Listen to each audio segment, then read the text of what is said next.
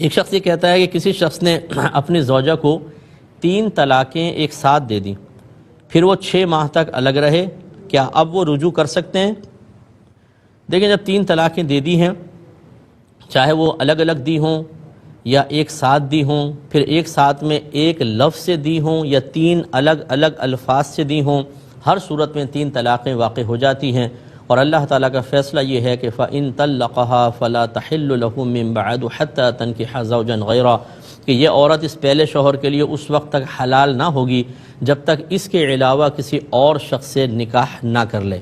تو قرآن نے نکاح کرنے کا حکم دیا، کسی اور شخص سے نکاح کرنا ہوگا۔ اور بخاری کی روایت نبی کریم صلی اللہ علیہ وسلم سے خاتون نے پوچھا کہ میرے شوہر نے مجھے 3 طلاقیں دیں، پھر میں نے ایک اور شخص سے نکاح کیا اور ابھی ہمارا جسمانی تعلق قائم نہیں ہوا، تو کیا میں پہلے شوہر کی طرف واپس لوٹ سکتی ہوں، یعنی ان سے طلاق لے لوں اور شادی کر لوں؟ سرکار نے فرمایا کہ نہیں، اس وقت تک تم پہلے والے کے لیے حلال نہیں ہوگی جب تک تمہارا دوسرا شوہر تمہارا اور تم اس کا کچھ شہد نہ چکھ لو۔ تو یہ سرکار نے شرم سے کنایہ لفظ استعمال کیا، مراد یہ تھا کہ جب تک تمہارا جسمانی تعلق قائم نہ ہو جائے تم پہلے شوہر کے لیے حلال نہ ہوگی۔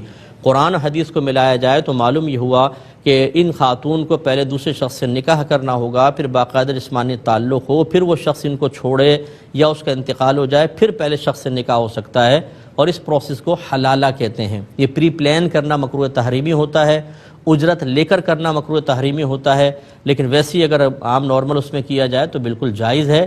اور پھر جب یہ شخص طلاق دے گا یا فوت ہوگا دوسرا شوہر، تو پہلے والے سے نکاح ہو سکتا ہے۔ اس کے علاوہ کوئی صورت نہیں ہے، جو ایسی کوئی صورت نکالے گا وہ سمجھ لے کہ وہ زنا کے دروازے کھولے گا۔ ایک یہ کہتے ہیں کسی بیوی نے مذاق میں اپنے شوہر سے کہا کہ میں تمہیں 3 طلاقیں دیتی ہوں، کیا حکم شرع ہوگا؟ دیکھیں، پہلے اچھی طرح یاد رکھیں کہ اولاً تو اصول یہ ہے کہ طلاق کا حق شوہر کو ہے، بیوی کو نہیں، تو لہذا بیوی چاہے کتنے جملے کہتی رہے اس سے کوئی فرق نہیں پڑتا، شوہر کے ہاتھ میں حق ہے۔ دوسری بات یہ ہے کہ ایک ہوتا ہے تفویض طلاق، کہ شوہر اپنی بیوی کو بعض اوقات وہ حق دے دیتا ہے لیکن اس سے حق سلب نہیں ہوتا۔ مثلا کوئی شوہر کہے میں تمہیں اجازت دیتا ہوں، تم جب چاہو اپنے آپ کو طلاق دے لینا، تو یہ شوہر کے پاس بھی حق رہے گا لیکن بیوی کے پاس بھی آ جائے گا۔ اس میں جب اس نے کہا جب چاہو، تو پوری زندگی میں جب چاہے وہ کر سکتی ہے، اور اگر ہمیشگی والے الفاظ نہ ہوں، بس یہ کہا میں تمہیں اختیار دیتا ہوں تم اپنے آپ کو طلاق دے لو، تو یہ اسی مجلس تک محدود رہے گا۔ اگر عورت طلاق دے دے ٹھیک، اگر دونوں رخصت ہو گئے، جدا ہو گئے، کھا پی لیا، کوئی دنیا کی باتیں شروع ہو گئیں، اختیار ختم ہو جائے گا، یہ ذہن میں رکھیں۔ تو اگر یہ بیوی کو تفویض طلاق تھی اور پھر اس نے یہ کہا 3 طلاقیں، پھر تو ہو جائیں گی، اگر نہیں ہے تو نہیں۔ اچھا، اس میں ایک اور صورت ہے، وہ انشاءاللہ میں عرض کروں گا لیکن بریک کے بعد۔ بتا رہے تھے آپ کو کہ اگر بیوی مذاق میں شوہر کو کہے میں نے تمہیں 3 طلاقیں دیں تو کیا ہوگا، تو میں نے اس میں 3 صورتیں بتائیں۔ پہلا یہ کہ شوہر نے طلاق وغیرہ تفویض بالکل کچھ نہیں کی تھی تو کچھ بھی نہیں ہوگا، کیونکہ بیوی کی طرف سے طلاق واقع ہوتی نہیں ہے۔ اور اگر شوہر نے طلاقیں سپرد کی تھیں تو پھر اگر اسی مجلس میں یا ہمیشگی والے الفاظ تھے، عورت نے طلاق دی، تو پھر طلاق ہو جائے گی۔ اور تیسری صورت یہ ہے کہ بیوی نے شوہر نے طلاق تفویض نہیں کی تھی، لیکن جب بیوی نے کہا میں نے تمہیں 3 طلاقیں دیں اور شوہر نے جواب میں کیا میں نے قبول کی، تو اب فوراً 3 طلاقیں پڑ جائیں گی۔ یہ اچھی طرح یاد رکھیں، کیونکہ جب بیوی نے آفر کی اور شوہر اس کو قبول کر لے تو یہ شوہر کی طرف سے ہی طلاقیں دینا متصور ہوگا۔ مجھے ایسے کئی کویشچن آتے رہتے ہیں کہ ہم تو مذاق میں میاں بیوی بیٹھے تھے، یہ جملہ کہہ دیا وہ کہہ دیا۔ میرے پیارے بھائی اور بہنوں، میں آپ سے گزارش کرتا ہوں کہ جب آپ نے دین نہ سیکھا ہو، جب آپ نے مسائل نہ سیکھے ہوں، تو دین کو کبھی بھی مذاق کا حصہ نہ بنائیں۔ یہ ہو سکتا ہے کہ آپ کفر میں مبتلا ہو جائیں، کسی بدعت میں مبتلا ہو جائیں، یہ بھی ہو سکتا ہے اسی طریقے سے کہ آپ کی طلاقیں واقع ہو جائیں اور آپ کو پتہ بھی نہ ہو اور آپ حرام زندگی گزارنا شروع کر دیں، اور پھر بھولے پن میں یہ کہنا کہ جی ہمیں تو علم نہیں تھا۔ جب علم نہیں تھا تو پھر آپ نے کیوں اس طرح کیا؟ باہر کے ملک میں جب کوئی جانا چاہتا ہے تو پہلے وہاں کے پورے قوانین کا اچھی طرح مطالعہ کرتا ہے اور پھر ایک ایک قانون کو فالو کرتا ہے، کہ جس میں خاص طور پر کوئی پینلٹی لگنے والی ہوتی ہے یا ویزا کینسل ہو جائے گا، کوئی اور مسئلہ ہوگا، جیل میں جانا پڑے گا، وہاں بہت زیادہ اس کا خیال رکھا جاتا ہے۔ اس سے کہیں زیادہ اللہ کے قوانین کا خیال رکھنے کی ضرورت ہے۔ ایسا کبھی آپ نے دیکھا ہے کہ وہاں مذاق میں خلاف قانون کوئی کام کر دیا اور پھر کہا مجھے تو پتہ نہیں تھا؟ ایسا کبھی بھی نہیں ہوگا، اور آدمی کا ذہن بھی بنا ہوتا ہے کہ نہیں بھئی میں ایسا کہوں گا تو یہ میرا ویلڈ نہیں ہوگا۔ اسی طرح آپ کا مذہب اسلام یہ کہتا ہے کہ مذاق میں آپ کوئی غلط بات کہہ دیں گے، یعنی طلاق دے دی، مذاق میں کچھ اور کر دیا، بعض اوقات اس پہ حکم مرتب ہوتے ہیں، خصوصاً طلاق پر۔ اور لا علمی عذر نہیں ہوتی اس قسم کے مسائل میں، اس لیے مذاق نہ کریں، آپ اپنے مذاقوں کو شستہ رکھیں اور اسی طرف لے کے جائیں جس کا تعلق دین سے نہ ہو۔ دین کو اگر مذاق کا نشانہ بنایا تو پھر خود مذاق کا نشانہ بننے کے لیے تیار رہیے۔ ایک یہ کہتے ہیں کہ اگر کوئی کسی عالم مفتی صاحب کے پاس فتویٰ لیتا ہے طلاق کا اور وہ کہتے ہیں کہ طلاق نہیں ہوئی اور وہ ساتھ رہنے لگ جاتے ہیں لیکن طلاق واقع ہوئی ہے، تو پھر کس کے اوپر وبال ہوگا؟ دیکھیں مسئلہ یہ ہے کہ سب سے پہلے تو آپ کو مفتی کا انتخاب کرنا ہے، عالم کا نہیں کرنا ہے۔ مفتی کا انتخاب کرنا ہے، وہ بھی اس مفتی کا انتخاب کرنا ہے کہ جو اپنے اکابرین کو فالو کر رہا ہو، جو صحابہ کو فالو کرتا ہے، 1500 سال کے فقہا کو مانتا ہو، ان کو فالو کرنا ہوگا۔ اب اگر وہ فتویٰ دیتا ہے تو آپ کے لیے اس کا فتویٰ ایک شرعی حجت ہے، کیونکہ اللہ تعالیٰ نے ایک تو فرمایا فَاسْأَلُوا أَهْلَ الذِّكْرِ إِن كُنتُمْ لَا تَعْلَمُونَ، اگر تم نہیں جانتے اہل علم سے پوچھو، تو آپ نے پوچھا۔ پھر دوسرے مقام پہ اللہ نے فرمایا اطیعوا اللہ واطیعوا الرسول وَأُولِي الْأَمْرِ مِنْكُمْ، اللہ کا حکم مانو، اس کے رسول کا حکم مانو اور ان لوگوں کی اطاعت کرو جو تم میں حکم والے ہیں۔ ان سے مراد فقہا اور مفتیان کرام بھی ہیں خاص طور پر، تو اس لیے پھر اطاعت کرنا واجب ہوا۔ جب آپ نے شرعی حجت پوری کر لی، اب فرض کر لیں اس مفتی صاحب کے سمجھنے میں غلطی واقعی اور غلط بھی فتویٰ دے دیا، فرض کر لیں آپ کے لیے شرعی حجت تام تھی، آپ کا زندگی گزارنا بالکل جائز اور طیب ہے، آخرت میں آپ کی کوئی گرفت نہیں ہے، ان کو جواب دینا ہونا پڑے گا، وہ الگ مسئلہ ہے، آپ کے لیے کوئی مسئلہ نہیں ہوگا۔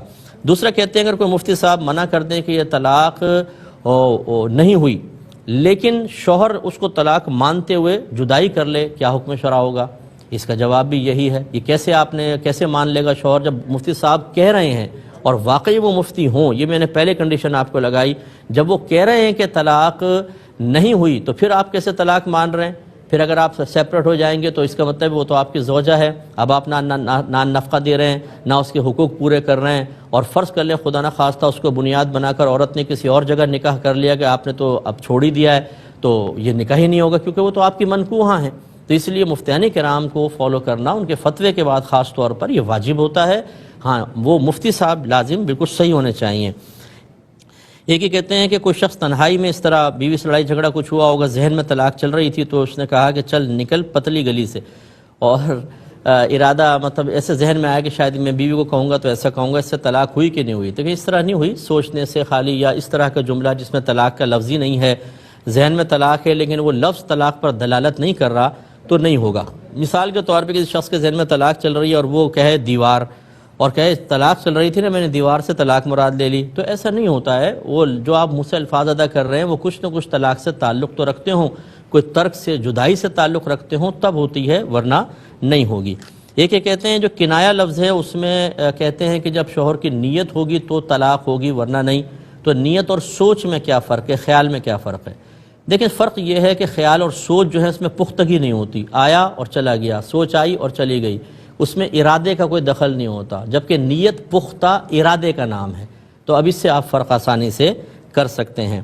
یہ کہتے ہیں کہ کسی مفتی صاحب سے طلاق کا سوال کیا تو طلاق واقع تو نہیں ہوتی، تو میں نے آپ کو پچھلے پروگرام میں بتایا تھا اس طرح نہیں ہوتی۔ اسی طرح پڑھانے میں، تدریس کرنے میں ہم 50 دفعہ طلاق کے الفاظ بلکہ پورے جملے بلکہ اس طرح کے الفاظ میں نکالنے پڑ جاتے ہیں کہ میری بیوی کو طلاق جیسے لکھا ہوا ہے تو اس کو پڑھ دیا، تو وہاں طلاق دینے کا قصد و ارادہ تو نہیں ہوتا، تو اس سے کوئی طلاق واقع نہیں ہوتی ہے۔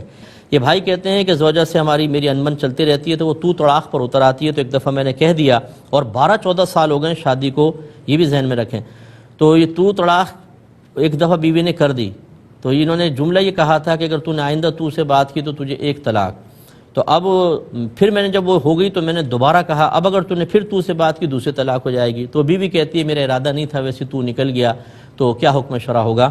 دیکھیں ارادہ ہو یا نہ ہو، بہرحال تو اور طلاق پر چونکہ آپ نے طلاق کو موقوف رکھا، جیسے بیوی نے کیا کہا ایک طلاق تو ہو گئی، آپ دونوں رجوع کر لیں۔ رجوع کا مطلب یہ ہے کہ جیسے آپ نے یہ طلاق ہوئی تھی آپ کہہ دیتے میں تجھ سے رجوع کرتا ہوں، یا 3 حیض کے اندر کہہ لیں تو بغیر نکاح کے آپ ساتھ رہ سکتے ہیں، یا میاں بیوی کا کوئی بھی تعلق جو ہوتا ہے وہ آپ قائم کر لیں تو یہ رجوع ہو جائے گا 3 حیض کے اندر، اور اگر 3 حیض گزر گئے تو پھر نکاح کے ساتھ آپ رجوع کر سکتے ہیں، اگر اس سے پہلے کوئی طلاقیں نہیں ہوئی، جیسے پہلی ہوئی ہے غالباً اور تو نہیں ہوئی تو آپ رجوع کر سکتے ہیں۔